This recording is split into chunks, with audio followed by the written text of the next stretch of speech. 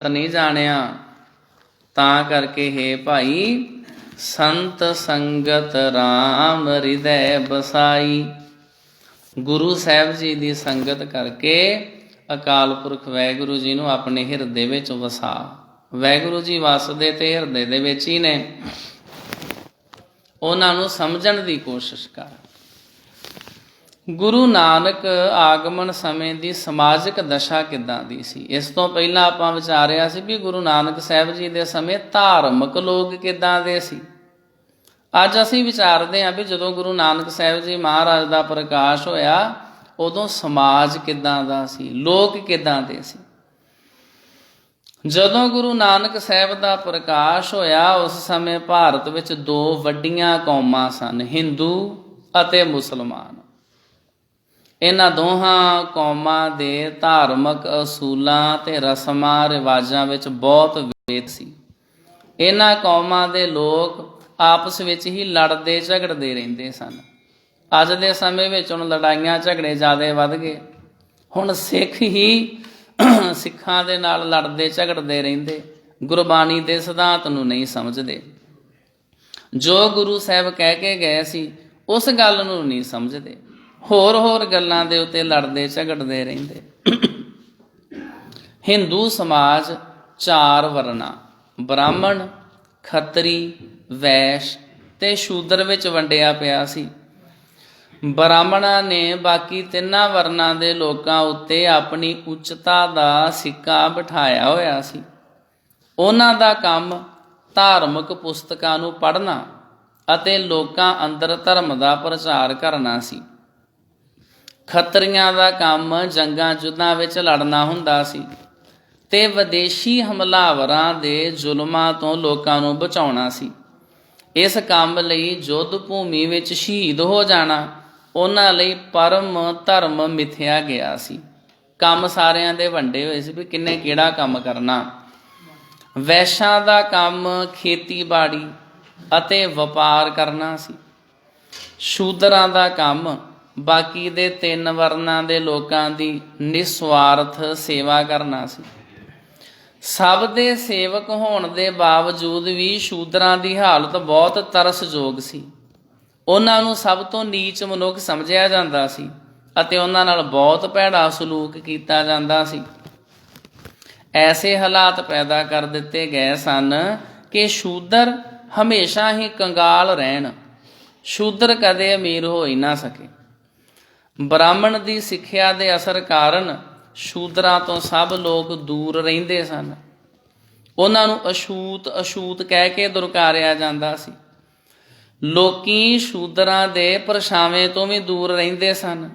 इन्हां नूं पिंडां शहरां विच वसण दी इजाजत नहीं सी, सगों वसों तो दूर दुरेडे रहिंदे सी। शूदरां नूं प्रभु भगती दा कोई अधिकार नहीं सी। हिंदू समाज की यह वंड जिस विच ब्राह्मण नूं सब तो उच्चा गिणिया जांदा सी अते शूदर नूं नीच, वेदां शास्त्रां आदਿਕ धर्म ग्रंथां दीआं सिक्ख्यावां अनुसार कीती गई सी। इन्हां धार्मिक पुस्तकां विचों कुछ क हवाले इस तरह ने वर्ण वंड दे बारे की लिखिया सी धार्मिक पुस्तकां दे विच। जदों उन्हां देवतियां ने पुरुष नूं वंडिया तां उस दे जितने भाग उन्हां कीते उन्हां ने उस दे मूँह ते भुजावां बाहां नूं की आख्या, उन्हां उस दे हत्थां पैरां नूं की आख्या। ब्राह्मण उस दा मूँह सी अते उस दियां दोवें भुजावां तो खत्तरी बने। उस दे रानां पट्टां लत्तां तो वैश बने अते पैरां तो शूदर बने। ये गल लिखी हुई आ ऋगवेद दे विच, ਜਿਹੜੇ चार वेद ने ना। वर्ण वंड लोग कहते भी एवं ही नहीं, इन्हां दे धार्मिक ग्रंथां विच लिखिया सी। तां करके मनदे सी भी ਜਿਹੜੇ ब्राह्मण आ सब तो वड्डे हुंदे आ क्योंकि ब्रह्मा जी दे मूँह तो पैदा होए आ ते ਜਿਹੜੇ हैगे ने खत्तरी वो ब्रह्मा जी दीआं बाहां तो पैदा होए ने ते ਜਿਹੜੇ वैश ने वो ब्रह्मा जी दे पेट तो पैदा होया। शूद्र ब्रह्मा जी दे पैरां तो पैदा होया। तां करके सारियां नालों घटिया ते सारियां नालों नीच ने। ब्राह्मणां दी उच्चता भी ब्राह्मण सब तो वड्डा हुंदा, वो रब ही हुंदा, वो देवता ही हुंदा। ਇਹਦੇ ਬਾਰੇ ਗ੍ਰੰਥਾਂ ਦੇ ਵਿੱਚ ਲਿਖਿਆ ਸੀ। ਮਨੂ ਸਿਮਰਤੀ ਦੇ ਅਧਿਆਏ 9 ਤੇ ਸ਼ਲੋਕ ਨੰਬਰ 347 ਵਿੱਚ ਲਿਖਿਆ। ਹੁਣ ਅਸੀਂ ਗੁਰੂ ਸਾਹਿਬ ਨੇ ਤਾਂ ਕਿਹਾ ਸੀ ਵੀ ਸਿੱਖ ਵੱਧ ਤੋਂ ਵੱਧ ਸਿਆਣੇ ਹੋਣ, ਇਹ ਬਹੁਤ ਸਟੱਡੀ ਕਰਨ, ਬਹੁਤ ਪੜ੍ਹਨ, ਪਰ ਸਾਡੇ ਸਿੱਖਾਂ ਕੋਲੋਂ ਤੇ ਜਪਜੀ ਸਾਹਿਬ ਨਹੀਂ ਸਮਝਿਆ ਜਾਂਦਾ ਤੇ ਬਾਕੀ ਦੇ ਗ੍ਰੰਥ ਇਹਨਾਂ ਨੇ ਕਿੱਥੇ ਪੜ੍ਹਨੇ ਸੀ। ਮਨੂ ਸਿਮਰਤੀ ਦੇ ਵਿੱਚ ਲਿਖਿਆ ਵੀ ਮੂਰਖ ਹੋਵੇ ਭਾਵੇਂ ਪੜ੍ਹਿਆ ਹੋਵੇ, ਬ੍ਰਾਹਮਣ ਵੱਡਾ ਦੇਵਤਾ ਹੈ। ਤੇ ਵਰਹਿਤ ਪਰਾਸ਼ਰ ਸੰਹਿਤਾ ਦੇ ਅਧਿਆਏ 3 ਦੇ ਵਿੱਚ ਲਿਖਿਆ, ਬ੍ਰਾਹਮਣ ਜੇ ਵੇਦ ਵਿਰੁੱਧ ਕਰਮ ਕਮਾ ਬੈਠੇ ਤਾਂ ਵੀ ਉਹ ਦੋਸ਼ੀ ਨਹੀਂ ਹੁੰਦਾ। ਬ੍ਰਾਹਮਣ ਵਿੱਚ ਸਭ ਦੋਸ਼ ਦਗਧ ਕਰਨ ਦੀ ਤਾਕਤ ਹੁੰਦੀ ਹੈ। ਜਿਵੇਂ ਅੱਗ ਸਭ ਵਸਤਾਂ ਨੂੰ ਸੁਆਹ ਬਣਾ ਦਿੰਦੀ ਹੈ, ਅਤੇ ਜਿਵੇਂ ਇਸਤਰੀ ਪਰਾਏ ਮਰਦ ਨਾਲ ਭੋਗ ਕਰਨ ਪਿੱਛੋਂ ਵੀ ਕਲੰਕ ਰਹਿਤ ਰਹਿੰਦੀ ਹੈ। ਇਹ ਕਿੱਥੇ ਲਿਖਿਆ ਵਾ? ਵਰਹਿਤ ਪਰਾਸ਼ਰ ਸੰਹਿਤਾ ਦੇ ਅਧਿਆਏ 3 ਦੇ ਵਿੱਚ। ਪਰਾਸਰ ਸੰਹਿਤਾ ਦੇ ਅਧਿਆਏ 6 ਵਿੱਚ ਲਿਖਿਆ, ਬਦ ਚਲਨ ਅਤੇ ਇਖਲਾਕਹੀਣ ਬ੍ਰਾਹਮਣ ਵੀ ਆਦਰਯੋਗ ਅਤੇ ਪੂਜਨਯੋਗ ਹੈ। ਜੇ ਸ਼ੂਦਰ ਬੜੇ ਉੱਚੇ ਆਚਰਨ ਵਾਲਾ ਜਾਂ ਸਦਾਚਾਰੀ ਵੀ ਹੋਵੇ ਤਾਂ ਵੀ ਉਸ ਨੂੰ ਆਦਰ ਦੇਣਾ ਉਚਿਤ ਨਹੀਂ। ਜੇ ਬ੍ਰਾਹਮਣ ਚੋਰੀ ਦੇ ਅਪਰਾਧ ਵਿੱਚ ਵੀ ਰੰਗੇ ਹੱਥੀਂ ਫੜ ਲਿਆ ਗਿਆ ਹੋਵੇ ਤਾਂ ਵੀ ਉਸ ਨੂੰ ਚੋਰੀ ਦੀ ਸਜ਼ਾ ਨਹੀਂ ਦੇਣੀ ਚਾਹੀਦੀ, ਕਿਉਂਕਿ ਰਾਜੇ ਦੀ ਬੇਵਕੂਫੀ ਕਰਕੇ ਹੀ ਬ੍ਰਾਹਮਣ ਭੁੱਖ ਤੋਂ ਬਚਣ ਲਈ ਚੋਰੀ ਕਰਨ ਲਈ ਮਜਬੂਰ ਹੁੰਦਾ ਹੈ। ਇਹ ਲਿਖਿਆ ਮਨੂ ਸਿਮਰਤੀ ਦੇ ਅਧਿਆਏ 77 ਤੇ ਸ਼ਲੋਕ ਨੰਬਰ 22 ਦੇ ਵਿੱਚ। ਜੋ ਕੁਝ ਵੀ ਦੁਨੀਆ ਵਿੱਚ ਹੈ ਉਹ ਬ੍ਰਾਹਮਣ ਦੀ ਸੰਪਤੀ ਹੈ। ਬ੍ਰਾਹਮਣ ਸਭ ਕਾਸੇ ਦਾ ਮਾਲਕ ਹੋਣ ਕਰਕੇ ਆਪਣਾ ਹੀ ਭੋਜਨ ਖਾਂਦਾ ਹੈ, ਆਪਣੇ ਕੱਪੜੇ ਪਹਿਨਦਾ ਹੈ ਅਤੇ ਬਲੀਆਂ ਵਿੱਚ ਆਪਣੀ ਹੀ ਸਮੱਗਰੀ ਭੇਟ ਚੜਾਉਂਦਾ ਹੈ। ਇਹ ਲਿਖਿਆ ਵਾ ਮਨੂ ਸਿਮਰਤੀ ਅਧਿਆਏ 1 ਸ਼ਲੋਕ ਨੰਬਰ 98 ਤੋਂ ਲੈ ਕੇ ਤੇ 101 ਤੱਕ। ਅੱਜ ਤੋਂ ਕੁਝ ਕੁ ਸਾਲ 20 ਕੁ ਸਾਲ ਪਹਿਲਾਂ ਮੈਂ ਮਨੂ ਸਿਮਰਤੀ ਖਰੀਦੀ ਸੀ, ਪੰਜਾਬੀ ਵਿੱਚ ਟਰਾਂਸਲੇਟ ਹੋਈ। ਕੋਈ ਬਹੁਤੀ ਵੱਡੀ ਨਹੀਂ, ਛੋਟੀ ਜੀ ਕਿਤਾਬ ਆ। ਸ਼ੂਦਰਾਂ ਦੀ ਦੁਰਦਸ਼ਾ, ਨੀਵੇਂ ਬੰਦਿਆਂ ਦੀ ਕਿੱਦਾਂ ਦੀ ਦੁਰਦਸ਼ਾ ਲਿਖੀ ਆ।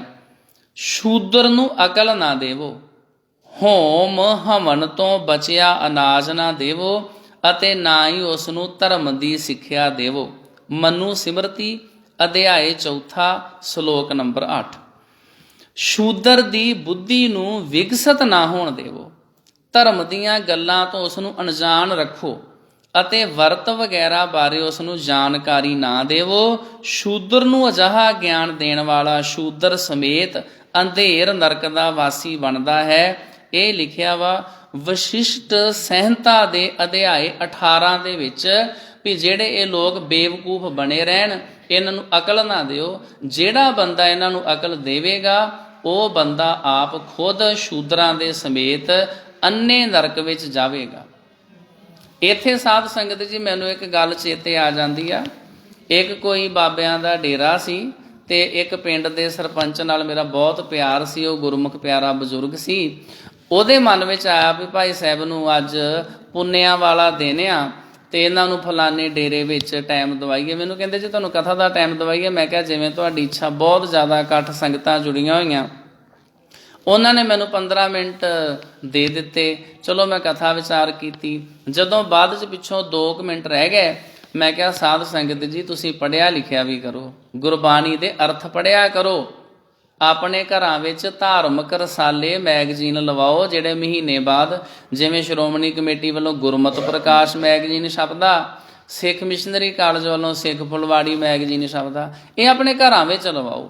ਅਗਰ ਤੁਹਾਡੇ ਕੋਲ ਸਮਾਂ ਹੈ ਤੇ ਤੁਸੀਂ 2 ਸਾਲਾਂ ਦਾ ਕੋਰਸਪੋਂਡੈਂਸ ਕੋਰਸ ਕਰ ਲਓ, ਪੱਤਰ ਵਿਹਾਰ ਕੋਰਸ। ਉਹਦੇ ਨਾਲ ਤੁਹਾਨੂੰ ਸਿੱਖ ਧਰਮ ਦੀ ਸਾਰੀ ਜਾਣਕਾਰੀ ਹੋ ਜਾਏਗੀ। ਅਜੇ ਇਹ ਮੈਂ ਗੱਲਾਂ ਕਰ ਹੀ ਰਿਹਾ ਸੀ ਵੀ ਪਿੱਛੋਂ ਬਾਬਾ ਜੀ ਜਿਹੜੇ ਮਹਾਂਪੁਰਸ਼ ਬੈਠੇ ਸੀ ਉਹਨਾਂ ਨੇ ਮੇਰੇ ਮੋਢੇ ਤੇ ਹੱਥ ਲਾਇਆ, ਭਾਈ ਸਾਹਿਬ ਫਤਿਹ ਕਰੋ, ਇੱਥੇ ਪੜ੍ਹਾਈ ਲਿਖਾਈ ਦੀਆਂ ਗੱਲਾਂ ਨਾ ਕਰੋ, ਸੰਗਤ ਨੂੰ ਨਾਮ ਦੀ ਗੱਲ ਦੱਸੋ। ਉਹਦਾ ਮਤਲਬ ਕੀ ਆ ਵੀ ਜੇ ਲੋਕੀ ਪੜ੍ਹ ਲਿਖ ਗਏ ਫਿਰ ਇਹ ਸਾਡੇ ਡੇਰੇ ਘਰੋਂ ਰੋਟੀਆਂ ਪਕਾ ਕੇ ਕਿਵੇਂ ਲਿਆਉਣਗੇ?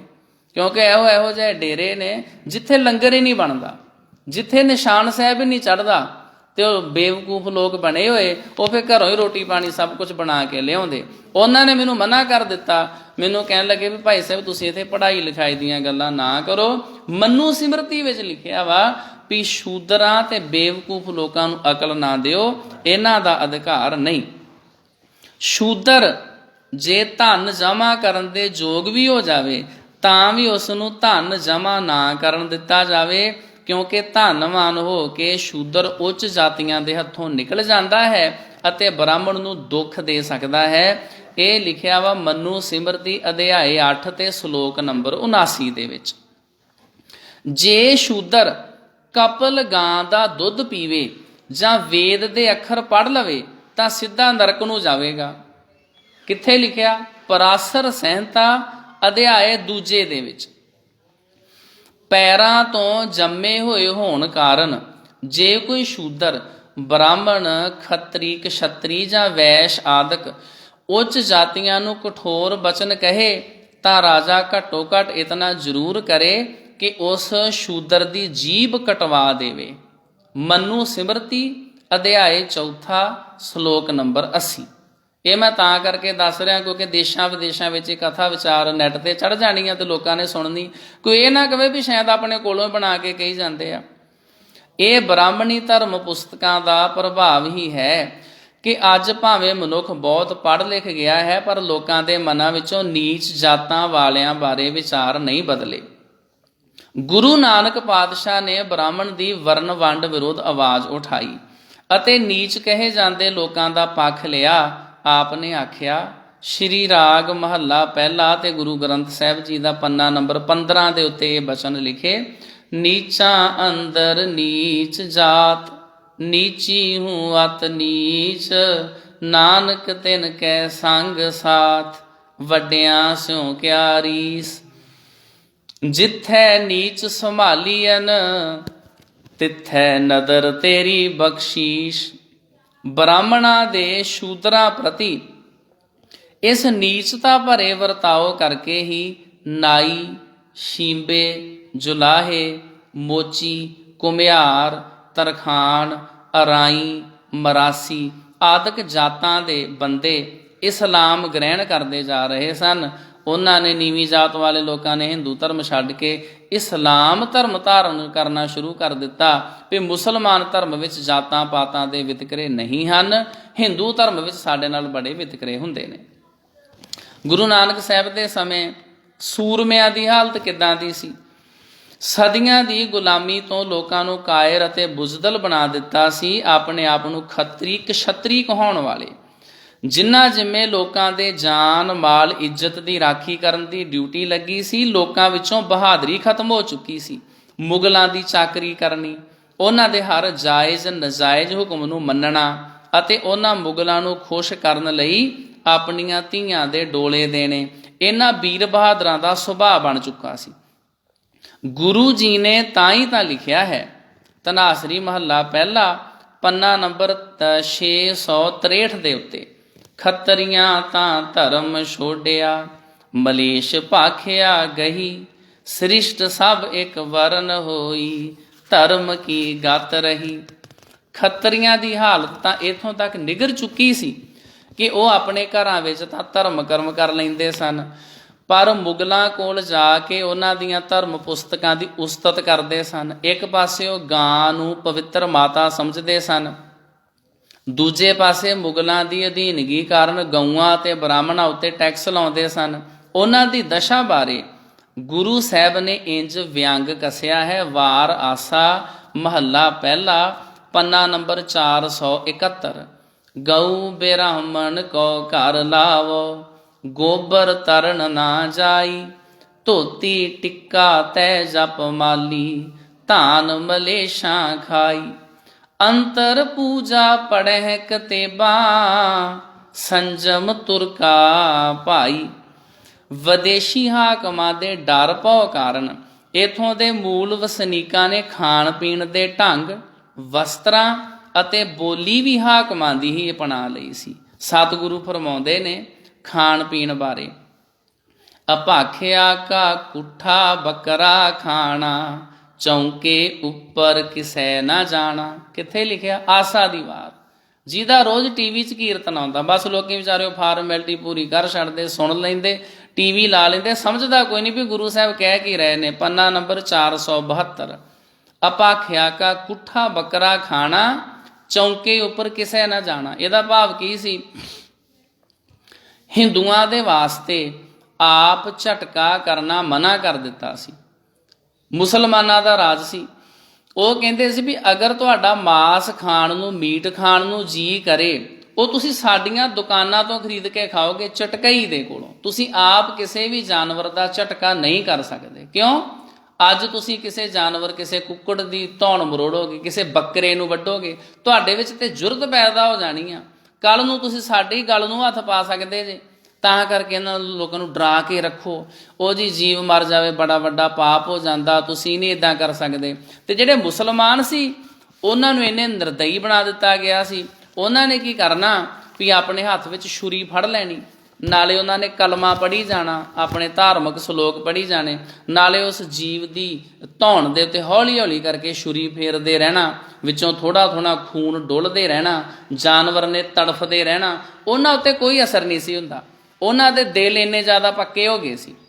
ਅਤੇ ਤਾਂ ਕਰਕੇ ਕਿਹਾ ਗਿਆ ਸੀ ਵੀ ਅਗਰ ਤੁਸੀਂ ਮਾਸ ਖਾਣਾ, ਤੁਸੀਂ ਕੁੱਠਾ ਮਾਸ ਖਾਓਗੇ, ਮੁਸਲਮਾਨੀ ਤਰੀਕੇ ਦੇ ਨਾਲ ਤਿਆਰ ਕੀਤਾ ਹੋਇਆ ਹਲਾਲ ਮਾਸ ਖਾਓਗੇ, ਤੁਸੀਂ ਆਪ ਨਹੀਂ ਝਟਕਾ ਕਰ ਸਕਦੇ। ਇੰਨੇ ਲੋਕਾਂ ਵਿੱਚੋਂ ਡਰ ਪੈਦਾ ਕੀਤਾ ਹੋਇਆ ਸੀ। ਵਸਤਰਾਂ ਦੇ ਬਾਰੇ ਕੀ ਸੀ? ਨੀਲ ਵਸਤਰ ਪਹਿਰ ਹੋਵੈ ਪ੍ਰਵਾਨ, ਮਲੇਸ਼ ਧਾਨ ਲੈ ਪੂਜੈ ਪ੍ਰਾਣ। ਨੀਲੇ ਵਸਤਰ ਪਹਿਨੋ। ਇਸਲਾਮ ਧਰਮ ਵਿੱਚ ਉਹਨਾਂ ਨੂੰ ਚੰਗਾ ਮੰਨਿਆ ਜਾਂਦਾ ਸੀ। ਮਲੇਸ਼ਾਂ ਦਾ ਧਾਨ ਲੈਣਾ ਅਤੇ ਪੁਰਾਣਾਂ ਦੀ ਪੂਜਾ ਕਰਨੀ ਆਪਣੇ ਘਰਾਂ ਵਿੱਚ। ਨੀਲ ਬਸਤਰ ਲੈ ਕੱਪੜੇ ਪਹਿਰੇ, ਤੁਰਕ ਪਠਾਣੀ ਅਮਲ ਕੀਆ। ਲੋਕਾਂ ਨੇ ਡਰਦਿਆਂ ਵਾਰਿਆਂ ਉੱਦਾਂ ਦੇ ਕੱਪੜੇ ਪਾਇਆ ਕਰਨੇ ਜਿਹਦੇ ਨਾਲ ਮੁਸਲਮਾਨ ਰਾਜੇ ਮਹਾਰਾਜੇ ਖੁਸ਼ ਹੋਣ, ਉੱਦਾਂ ਦੇ ਕੱਪੜੇ ਪਹਿਨਿਆ ਕਰਨੇ। ਨੀਲ ਬਸਤਰ ਲੈ ਕੱਪੜੇ ਪਹਿਰੇ, ਤੁਰਕ ਪਠਾਣੀ ਅਮਲ ਕੀਆ। ਜਿੱਦਾਂ ਜਿੱਦਾਂ ਦੇ ਰਾਜੇ ਮਹਾਰਾਜੇ ਆਏ, ਉੱਦਾਂ ਉੱਦਾਂ ਦੇ ਲੋਕਾਂ ਦੇ ਨਾਲ ਦੀ ਨਾਲ ਕੱਪੜੇ ਵੀ ਬਦਲਦੇ ਗਏ। ਹੁਣ ਕਈ ਵਾਰੀ ਵੇਖਣ ਵਿੱਚ ਇਹ ਆਉਂਦਾ ਵੀ ਬੰਦੇ ਨੂੰ ਪੜ੍ਹਨੀ ਅਤੇ ਪੰਜਾਬੀ ਨਹੀਂ ਆਉਂਦੀ, ਉਹ ਲੋਕ ਵਿਆਹਾਂ ਸ਼ਾਦੀਆਂ 'ਚ ਕੋਟ ਪੈਂਟ ਪਾ ਕੇ ਅਤੇ ਉੱਤੇ ਟਾਈ ਲਾਈ ਫਿਰਨਗੇ। ਵੀ ਭਲਿਓ ਤੁਸੀਂ ਕੋਈ ਕਲਰਕ ਹੋ, ਤੁਸੀਂ ਕੋਈ ਸਰਕਾਰੀ ਦਫ਼ਤਰ 'ਚ ਕੰਮ ਕਰਦੇ ਹੋ, ਬਸ ਲੋਕਾਂ ਦੀ ਦੇਖਾ ਦੇਖੀ। ਇਹ ਕੱਪੜਿਆਂ ਦੇ ਉੱਤੇ ਵੀ ਅਸਰ ਇਸਲਾਮ ਧਰਮ ਨੇ ਪਾਇਆ। ਲੋਕ ਨੀਲੇ ਕੱਪੜੇ ਪਹਿਨਣ ਲੱਗ ਪਏ। ਫਿਰ ਬੋਲੀ ਬਾਰੇ ਆਪਣੀ ਲੋਕਾਂ ਨੇ ਬੋਲੀ ਛੱਡ ਦਿੱਤੀ। ਆਦਿ ਪੁਰਖ ਕੋ ਅੱਲੋ ਕਹੀਐ, ਸੇਖਾਂ ਆਈ ਵਾਰੀ, ਦੇਵਲ ਦੇਵਤਿਆਂ ਕਰ ਲਾਗਾ, ਐਸੀ ਕੀਰਤ ਚਾਲੀ। ਆਦਿ ਪੁਰਖ ਨੂੰ ਲੋਕੀ ਅੱਲਾ ਕਹਿਣ ਲੱਗ ਪਏ, ਰੱਬ ਦਾ ਨਾਮ ਵੀ ਬਦਲ ਗਿਆ। ਫਿਰ ਸ਼ੇਖਾਂ ਦਾ ਜ਼ੋਰ ਪੈ ਗਿਆ। ਮੰਦਰਾਂ ਅਤੇ ਦੇਵਤਿਆਂ ਦੇ ਉੱਤੇ ਟੈਕਸ ਲੱਗ ਗਿਆ। ਜਿਵੇਂ ਅੱਜ ਦੇ ਸਮੇਂ ਵਿੱਚ ਵੀ ਟੈਕਸ ਲੱਗਾ ਹੀ ਆ। ਜਿੰਨੇ ਲੰਗਰ ਚੱਲਦੇ ਸਾਰਿਆਂ 'ਤੇ GST ਦੇਣੀ ਪੈਂਦੀ ਆ। ਬੇਸ਼ੱਕ ਇਹ ਲੰਗਰ ਸਾਰਿਆਂ ਦੇ ਵਾਸਤੇ ਫਰੀ ਆ, ਜਿਹੜਾ ਮਰਜ਼ੀ ਛਕੇ। ਹਰ ਕੋਈ ਸਮੇਂ ਦੀ ਸਰਕਾਰ ਦੂਸਰਿਆਂ ਨੂੰ ਆਪਣੇ ਕਾਬੂ ਵਿੱਚ ਕਰਦੀ ਰਹੀ। ਦੇਵਤਿਆਂ ਦੇ ਉੱਤੇ ਟੈਕਸ ਲੱਗ ਗਿਆ। ਮੰਦਰਾਂ ਦੇ ਉੱਤੇ ਜੇ ਤੁਸੀਂ ਮੰਦਰ 'ਚ ਜਾਣਾ, ਇੰਨੇ ਪੈਸੇ ਦੇਣੇ ਪੈਣਗੇ। ਇਸ ਤਰ੍ਹਾਂ ਟੈਕਸ ਲੱਗ ਗਏ। ਕੂਜਾ ਭਾਂਗ ਨਿਵਾਜ ਮੁਸੱਲਾ, ਨੀਲ ਰੂਪ ਬਨਵਾਰੀ, ਘਰ ਘਰ ਮੀਆਂ ਸਭਨਾ ਜੀਆਂ, ਬੋਲੀ ਅਵਰ ਤੁਮਾਰੀ। ਲੋਕਾਂ ਦੀ ਬੋਲੀ ਬਦਲ ਗਈ। ਲੋਕੀ ਉਹ ਬੋਲੀ ਬੋਲਣ ਲੱਗ ਪਏ ਜਿਹਦੇ ਵਿੱਚ ਲਾਭ ਹੁੰਦਾ ਸੀ, ਜਿਹਦੇ ਵਿੱਚ ਲੋਕਾਂ ਨੂੰ ਦਿਸਦਾ ਸੀ ਵੀ ਇਹਦੇ ਵਿੱਚ ਕੋਈ ਸਕੋਪ ਹੈ। ਇਸ ਬੋਲੀ ਬਾਰੇ ਸਾਨੂੰ ਜ਼ਰੂਰ ਹੀ ਪਤਾ ਹੋਣਾ ਚਾਹੀਦਾ। ਜਿਵੇਂ ਹੁਣ ਸਾਡੇ ਸਾਰੇ ਪਾਸੇ ਇੰਗਲਿਸ਼ ਦਾ ਹੀ ਜ਼ੋਰ ਪੈ ਗਿਆ, ਅਤੇ ਬਹੁਤ ਸਾਰੇ ਐਸੇ ਸਕੂਲ ਵੀ ਜੇ ਤੁਸੀਂ ਪੰਜਾਬੀ ਬੋਲੀ, ਉੱਥੇ ਤੁਹਾਨੂੰ ਫਾਈਨ ਪੈ ਜਾਏਗਾ। ਗੁਰੂ ਨਾਨਕ ਸਾਹਿਬ ਦੇ ਸਮੇਂ ਵੀ ਇੱਦਾਂ ਦੇ ਹਾਲਾਤ ਸੀ। ਉਸ ਸਮੇਂ ਦੇ ਲੋਕਾਂ ਨੂੰ ਫਿਰ ਫਾਰਸੀ ਭਾਸ਼ਾ ਪੜ੍ਹਨੀ ਪੈਂਦੀ ਸੀ, ਉਹ ਸਿੱਖਣੀ ਪੈਂਦੀ ਸੀ। ਜਿਵੇਂ ਕਈ ਵਾਰੀ ਸਾਡੇ ਬੱਚਿਆਂ ਨੂੰ ਫਰੈਂਚ ਸਿੱਖਣੀ ਪੈਂਦੀ ਆ, ਜਰਮਨੀ ਭਾਸ਼ਾ ਸਿੱਖਣੀ ਪੈਂਦੀ ਅਤੇ ਆਦਿ। ਪਰ ਨਾਲ ਦੀ ਨਾਲ ਆਪਣੀ ਮਾਂ ਬੋਲੀ ਨੂੰ ਜ਼ਰੂਰ ਸਾਨੂੰ ਚੇਤੇ ਰੱਖਣਾ ਚਾਹੀਦਾ। ਬੇਇਨਸਾਫੀ ਅਤੇ ਰਿਸ਼ਵਤਖੋਰੀ ਗੁਰੂ ਨਾਨਕ ਸਾਹਿਬ ਦੇ ਸਮੇਂ ਵੀ ਸੀ। ਸਰਕਾਰ ਵੱਲੋਂ ਕਾਜ਼ੀਆਂ ਨੂੰ ਇਨਸਾਫ ਦੀ ਕੁਰਸੀ ਉੱਤੇ ਬਿਠਾਇਆ ਗਿਆ ਸੀ, ਜੋ ਮੁਸਲਮਾਨੀ ਸ਼ਰ੍ਹਾ ਦੇ ਮੁਤਾਬਕ ਆਪਣੇ ਫੈਸਲੇ ਸੁਣਾਉਂਦੇ ਸਨ। ਇਹ ਲੋਕ ਅਜਿਹਾ ਪਹਿਰਾਵਾ ਪਹਿਨਦੇ ਸਨ ਜਿਸ ਕਰਕੇ ਬੜੇ ਧਰਮੀ ਅਤੇ ਇਮਾਨਦਾਰ ਨਜ਼ਰ ਆਉਣ, ਪਰ ਆਚਰਣ ਦੇ ਪੱਖੋਂ ਇਹਨਾਂ ਦਾ ਵੀ ਦਿਵਾਲਾ ਨਿਕਲ ਚੁੱਕਾ ਸੀ। ਰਿਸ਼ਵਤ ਲੈ ਕੇ ਆਪਣੇ ਫੈਸਲੇ ਬਦਲ ਦਿੰਦੇ ਸਨ, ਦੋਸ਼ੀਆਂ ਨੂੰ ਬਰੀ ਕਰ ਦਿੰਦੇ ਸਨ ਅਤੇ ਨਿਰਦੋਸ਼ ਲੋਕਾਂ ਨੂੰ ਸਜ਼ਾ ਦੇ ਦਿੰਦੇ ਸਨ। ਸ਼ਰਅ ਦੀਆਂ ਪੁਸਤਕਾਂ ਅਰਬੀ ਫਾਰਸੀ ਵਿੱਚ ਹੋਣ ਕਰਕੇ ਉਹਨਾਂ ਦੇ ਮਨ ਭਾਉਂਦੇ ਅਰਥ ਕਰਕੇ ਲੋਕਾਂ ਨੂੰ ਦੱਸ ਦਿੰਦੇ ਸਨ। ਇਹਨਾਂ ਲੋਕਾਂ ਦੀ ਦਸ਼ਾ ਬਾਰੇ ਸਤਿਗੁਰੂ ਫਰਮਾਉਂਦੇ ਨੇ, ਕਾਜੀ ਹੋਏ ਕੈ ਬਹਿ ਨਿਆਏ, ਫੇਰੇ ਤਸਬੀਹ ਕਰੇ ਖੁਦਾਏ, ਵੱਡੀ ਲੈ ਕੇ ਹੱਕ ਗਵਾਏ, ਜੇ ਕੋ ਪੁੱਛੈ ਤਾਂ ਪੜ੍ਹ ਸੁਣਾਏ। ਬਾਹਰੋਂ ਧਰਮੀ ਬਣੇ ਫਿਰਦੇ ਨੇ ਤੇ ਵੈਸੇ ਰਿਸ਼ਵਤਾਂ ਲੈਂਦੇ, ਵੱਡੀਆਂ ਲੈ ਕੇ ਨਿਰਦੋਸ਼ ਲੋਕਾਂ ਦੇ ਉੱਤੇ ਜ਼ੁਲਮ ਕਰਦੇ। ਹਾਕਮ ਸ਼੍ਰੇਣੀ ਵਿੱਚ ਭਾਵੇਂ ਮੁਸਲਮਾਨ ਸਨ, ਭਾਵੇਂ ਹਿੰਦੂ ਕਸ਼ੱਤਰੀ, ਸਭ ਆਮ ਜਨਤਾ ਨੂੰ ਲੁੱਟ ਰਹੇ ਸਨ। ਇੱਥੇ ਮੈਨੂੰ ਚੇਤਾ ਆ ਗਿਆ, ਸਾਡੇ ਇਲਾਕੇ 'ਚ ਇੱਕ ਪਟਵਾਰੀ ਆ, ਮੈਂ ਤੇ ਖੈਰ ਉਹਨੂੰ ਕਦੇ ਮਿਲਿਆ ਨਹੀਂ, ਜਦੋਂ ਪਿੰਡ ਜਾਂਦਾ ਉਦੋਂ ਪਤਾ ਚੱਲਦਾ। ਉਹ ਕਹਿੰਦੇ ਬਹੁਤ ਵਧੀਆ ਬੰਦਾ, ਉਹਨੇ ਪ੍ਰਕਾਸ਼ ਦਾੜਾ, ਵੱਡੀ ਕਿਰਪਾਨ ਪਾ ਕੇ ਰੱਖਦਾ, ਅੰਮ੍ਰਿਤਧਾਰੀ ਗੁਰੂ ਦਾ ਸਿੱਖਿਆ, ਉਹ ਛੇਤੀ ਕੰਮ ਕਰ ਦਿੰਦਾ ਸਾਰੇ। ਮੈਂ ਕਿਹਾ ਫਿਰ ਉਹ ਪੈਸੇ ਲੈਂਦਾ?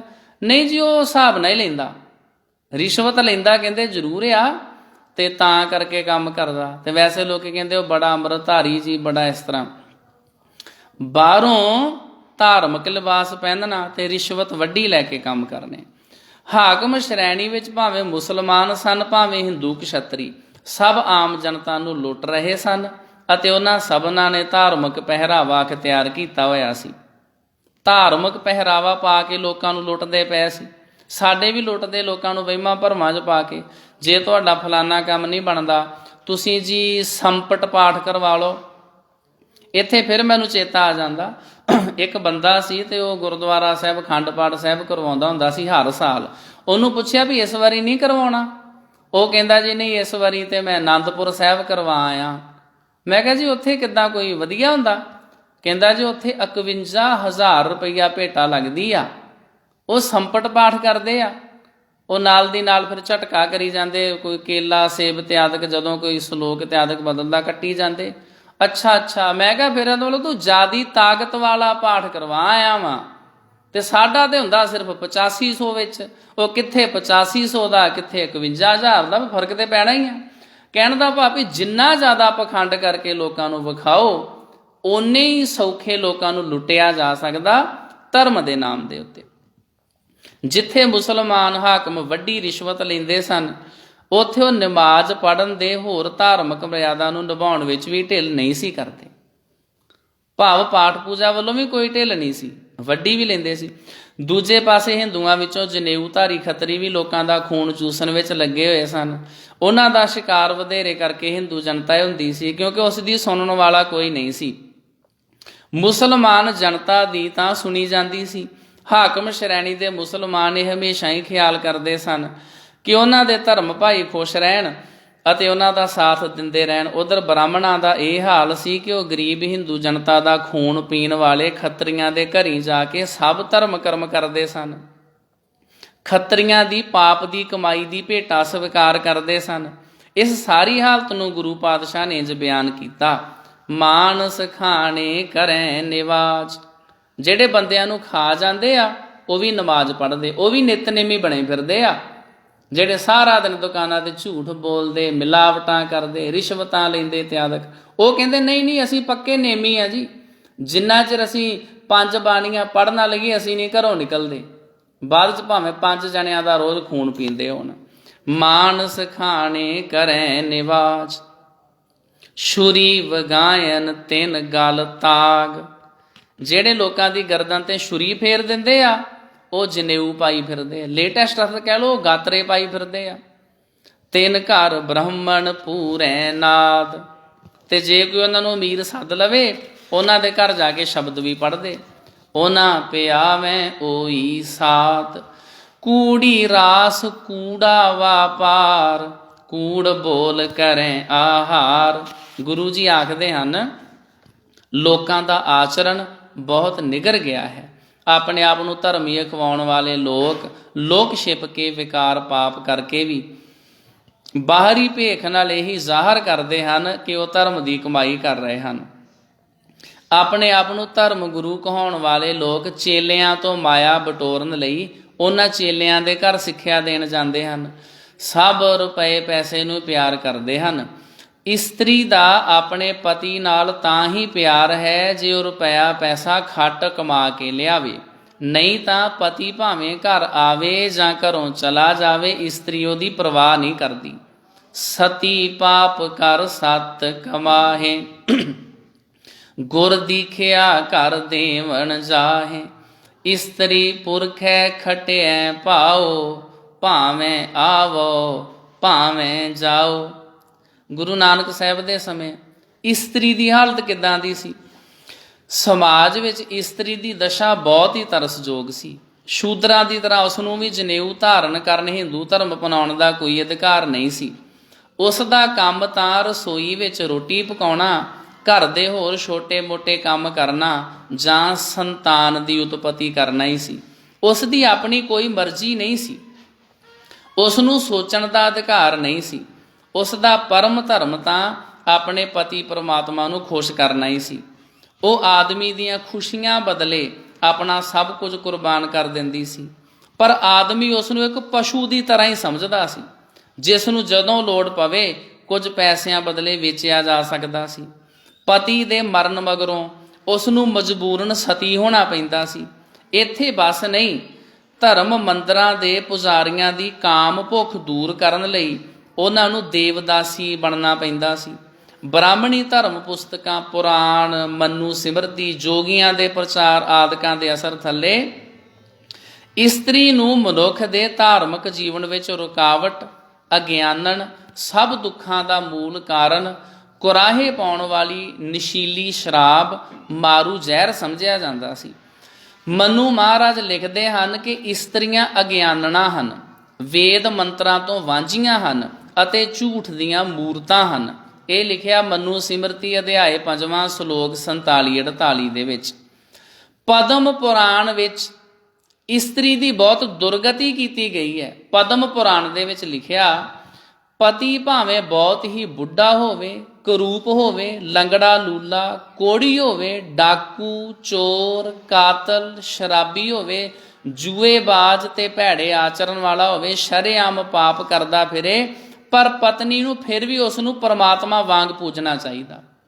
ਇਹ ਲਿਖਿਆ ਵਾ ਪਦਮ ਪੁਰਾਣ ਵਿੱਚ। ਜੋਗੀਆਂ, ਜੈਨੀਆਂ, ਸਿੱਧਾਂ, ਤੁਲਸੀਦਾਸ ਵਰਗੇ ਭਗਤਾਂ ਦੇ ਵੀ ਇਸਤਰੀ ਬਾਰੇ ਇਹੋ ਜਿਹੇ ਵਿਚਾਰ ਹੀ ਸਨ।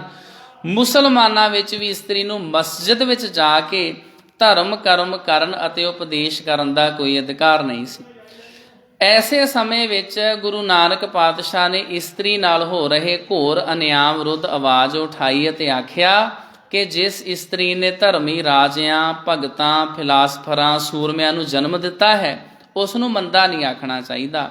ਸੱਚਾ ਧਰਮ ਲਿੰਗ ਵਿਤਕਰੇ ਨੂੰ ਸਵੀਕਾਰ ਨਹੀਂ ਕਰਦਾ। ਵਾਹਿਗੁਰੂ ਦੀਆਂ ਨਜ਼ਰਾਂ ਵਿੱਚ ਤਾਂ ਉਹੀ ਮੁੱਖ, ਭਾਵ ਇਸਤਰੀ ਹੋਵੇ ਭਾਵੇਂ ਪੁਰਸ਼, ਉਜਲੇ ਹਨ ਜਿਹੜੇ ਪ੍ਰਭੂ ਪਿਆਰ ਵਿੱਚ ਰੰਗੇ ਹੋਏ ਹਨ।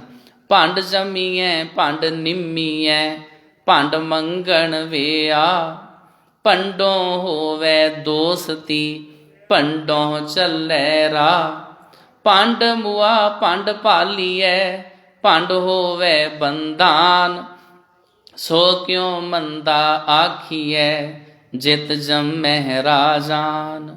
ਭੰਡੋਂ ਹੀ ਭੰਡ ਊਪਜੈ, ਭੰਡੈ ਬਾਜ ਨ ਕੋਏ, ਨਾਨਕ ਭੰਡੈ ਬਾਹਰਾ, ਏਕੋ ਸੱਚਾ ਸੋਏ। ਜਿਤ ਮੁਖ ਸਦਾ ਸਲਾਹੀਐ, ਭਾਗਾਂ ਰਤੀ ਚਾਰ, ਨਾਨਕ ਤੇ ਮੁਖ ਉਜਲੇ, ਤਿਤ ਸੱਚੇ ਦਰਬਾਰ। ਸੋ ਗੁਰੂ ਜੀ ਦੇ ਆਗਮਨ ਸਮੇਂ ਭਾਰਤੀ ਸਮਾਜ ਕਈ ਤਰ੍ਹਾਂ ਦੇ ਮਤ ਮਤਾਂਤਰਾਂ ਵਿੱਚ ਵੰਡਿਆ ਪਿਆ ਸੀ। ਵਰਨਾ ਜਾਤਾਂ ਵਿੱਚ ਵੰਡੇ ਹੋਏ ਲੋਕੀ ਆਪਸ ਵਿੱਚ ਈਰਖਾ ਅਤੇ ਵੈਰ ਵਿਰੋਧ ਦੀ ਭਾਵਨਾ ਦਾ ਸ਼ਿਕਾਰ ਸਨ। ਜਿੱਥੇ ਮੁਸਲਮਾਨ ਹਾਕਮ ਹੋਣ ਕਰਕੇ ਨਿਰਦਈ, ਜ਼ਾਲਮ ਅਤੇ ਬੇਰਹਿਮ ਬਣ ਚੁੱਕੇ ਸਨ, ਉੱਥੇ ਹਿੰਦੂ ਸਮਾਜ ਨਿਰਬਲ, ਡਰਾਕਲ ਅਤੇ ਬੇਅਣਖਾ ਹੋ ਚੁੱਕਾ ਸੀ। ਉਸਨੇ ਵਿਦੇਸ਼ੀ ਹਮਲਾਵਰਾਂ ਦੀ ਬੋਲੀ, ਪਹਿਰਾਵੇ, ਖਾਣ ਪੀਣ ਦੇ ਢੰਗਾਂ ਅਤੇ ਵਿਸ਼ਵਾਸਾਂ ਨੂੰ ਅਪਣਾ ਲਿਆ ਸੀ। ਆਮ ਜਨਤਾ ਸਰਕਾਰੀ ਨੌਕਰ, ਖੱਤਰੀਆਂ ਅਤੇ ਕਾਜ਼ੀਆਂ ਦੀ ਬੇਇਨਸਾਫੀ ਦਾ ਸ਼ਿਕਾਰ ਬਣ ਰਹੀ ਸੀ। ਸ਼ੂਦਰਾਂ ਅਤੇ ਇਸਤਰੀਆਂ ਨਾਲ ਪਸ਼ੂਆਂ ਤੋਂ ਵੀ ਬੁਰਾ ਸਲੂਕ ਕੀਤਾ ਜਾ ਰਿਹਾ ਸੀ। ਰਿਸ਼ਵਤਖੋਰੀ ਹਰ ਪਾਸੇ ਫੈਲੀ ਹੋਈ ਸੀ। ਚਾਂਦੀ ਦੇ ਕੁਝ ਸਿੱਕਿਆਂ ਨਾਲ ਮਨੁੱਖ ਦਾ ਈਮਾਨ ਖਰੀਦਿਆ ਜਾਂਦਾ ਸੀ। ਮਨੁੱਖੀ ਸਮਾਜ ਵਿੱਚ ਧਾਰਮਿਕ ਅਤੇ ਸਦਾਚਾਰਕ ਗੁਣਾਂ ਦਾ ਸਫਾਇਆ ਹੀ ਹੋ ਚੁੱਕਾ ਸੀ। ਸ੍ਰੀ ਗੁਰੂ ਨਾਨਕ ਸਾਹਿਬ ਜੀ ਮਹਾਰਾਜ ਦੇ ਸੰਸਾਰ ਦੇ ਵਿੱਚ ਆਉਣ ਤੋਂ ਪਹਿਲਾਂ। ਤੇ ਜੇ ਕੰਪੈਰੀਜ਼ਨ ਕਰਕੇ ਵੇਖਣੀ ਹੋਵੇ, ਹਾਲਾਤ ਅੱਜ ਵੀ ਕੋਈ ਬਹੁਤੇ ਵਧੀਆ ਨਹੀਂ, ਥੋੜ੍ਹਾ ਜਿਹਾ ਫਰਕ ਪਿਆ ਹੋਵੇਗਾ, ਨਹੀਂ ਤਾਂ ਬਹੁਤ ਸਾਰੇ ਸਮਾਜ ਦੇ ਹਾਲਾਤ ਅੱਜ ਵੀ ਉੱਦਾਂ ਦੇ ਹੀ ਨੇ ਜਿੱਦਾਂ ਦੇ ਸ੍ਰੀ ਗੁਰੂ ਨਾਨਕ ਸਾਹਿਬ ਜੀ ਮਹਾਰਾਜ ਦੇ ਆਉਣ ਤੋਂ ਪਹਿਲਾਂ ਦੇ ਸਨ। ਸਤੀ ਪ੍ਰਥਾ ਇਤਿਆਦਿਕ ਕੁਝ ਚੀਜ਼ਾਂ ਜਿਹੜੀਆਂ ਉਹ ਬੰਦ ਹੋਈਆਂ ਨੇ। ਕੱਲ੍ਹ ਨੂੰ ਅਸੀਂ ਇਹ ਵਿਚਾਰਾਂਗੇ ਗੁਰੂ ਨਾਨਕ ਸਾਹਿਬ ਜੀ ਮਹਾਰਾਜ ਦੇ ਸਮੇਂ ਰਾਜਸੀ ਦਸ਼ਾ ਕਿੱਦਾਂ ਦੀ ਸੀ, ਰਾਜੇ ਮਹਾਰਾਜੇ ਕਿੱਦਾਂ ਦੇ ਹੁੰਦੇ ਸੀ। ਇਹ ਅਸੀਂ ਕੱਲ੍ਹ ਦੇ ਦੀਵਾਨਾਂ 'ਚ ਵਿਚਾਰਾਂਗੇ। ਅੱਜ ਦੇ ਵਕਤ ਇਤਨੀਆਂ ਬੇਨਤੀਆਂ ਪ੍ਰਵਾਨ ਕਰਨੀਆਂ ਜੀ ਹੋਈਆਂ, ਭੁੱਲਾਂ ਗਲਤੀਆਂ ਦੀ ਮੁਆਫੀ। ਸਤਿਨਾਮ ਵਾਹਿਗੁਰੂ, ਸਤਿਨਾਮ ਵਾਹਿਗੁਰੂ।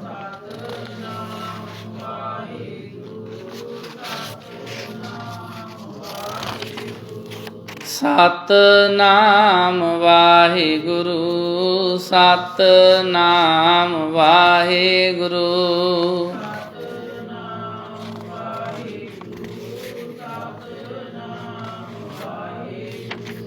ਸਤਿਨਾਮ ਵਾਹਿਗੁਰੂ, ਸਤਿਨਾਮ ਵਾਹਿਗੁਰੂ।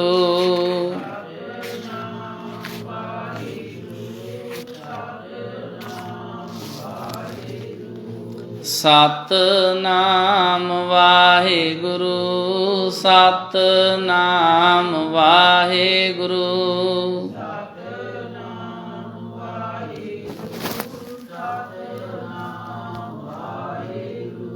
ਵਾਹਿਗੁਰੂ ਜੀ ਕਾ ਖਾਲਸਾ, ਵਾਹਿਗੁਰੂ ਜੀ ਕੀ ਫਤਿਹ।